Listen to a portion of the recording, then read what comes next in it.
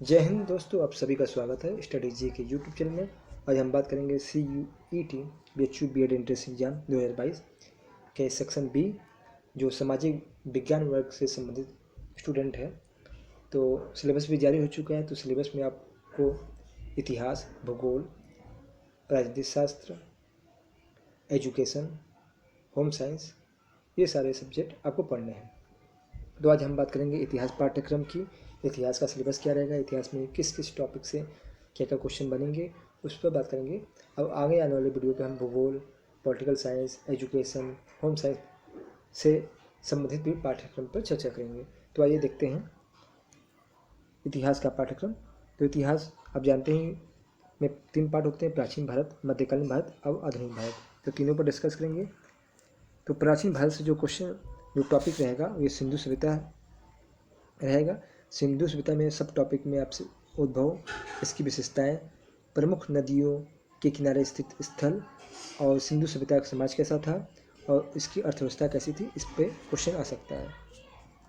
इसके अलावा वैदिक युग में बात करें तो वैदिक युग के 2 भाग होते हैं, एक ऋग्वैदिक काल और दूसरा होता है उत्तर वैदिक काल। तो इन दोनों पार्ट में से इसके स्रोत, राज्य व्यवस्था, अर्थव्यवस्था, समाज और धर्म से संबंधित भी प्रश्न आएंगे। आगे देख सकते हैं तो जैन धर्म और बौद्ध धर्म इम्पॉर्टेंट टॉपिक है। इसमें आपके संस्थापक और संगतियों से संबंधित प्रश्न आएंगे। आगे बात करें टॉपिक नंबर 4, महाजनपद का उद्भव। 5वां टॉपिक आपका मौर्य साम्राज्य। मौर्य साम्राज्य के अंतर्गत आपको पढ़ना है चंद्रगुप्त मौर्य, बिंदुसार, अशोक, मौर्य प्रशासन, मौर्यकालीन आर्थिक एवं सामाजिक व्यवस्था को आपको पढ़ना पड़ेगा। इसके बाद बात करें मध्योत्तर काल की, तो मध्योत्तर काल में आपको पढ़ना पड़ेगा शुंग वंश, सातवाहन वंश और कुषाण वंश के बारे में आपको पढ़ना पड़ेगा। संगम वंश में आपको संगमकालीन सामाजिक धार्मिक, उसकी आर्थिक व्यवस्था और संगमकालीन साहित्य से संबंधित टॉपिक को पढ़ना पड़ेगा। आगे गुप्त साम्राज्य में गुप्त समाज के जो शासक हैं उनके बारे में जानकारी होनी चाहिए। गुप्त साम्राज्य सामाजिक, धार्मिक, आर्थिक व्यवस्था के बारे में और गुप्तकालीन साहित्य के बारे में भी टॉपिक में से प्रश्न आ सकते हैं। और इसके अलावा दक्षिण भारत के प्रमुख राजवंश से भी रिलेटेड प्रश्न आएंगे।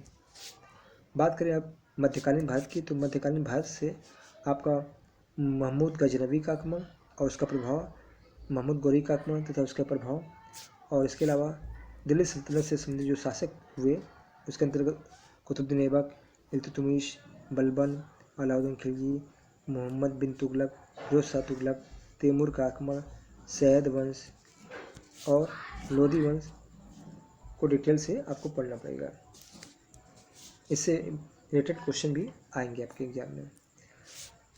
अब बात करें मुगल वंश, तो मुगल वंश में जो मुगल वंश के शासक रहे बाबर, हुमायूं, अकबर, जहांगीर, शाहजहां, औरंगजेब, ये मुगल वंश के शासक थे। इससे संबंधित टॉपिक से संबंधित प्रश्न आते हैं।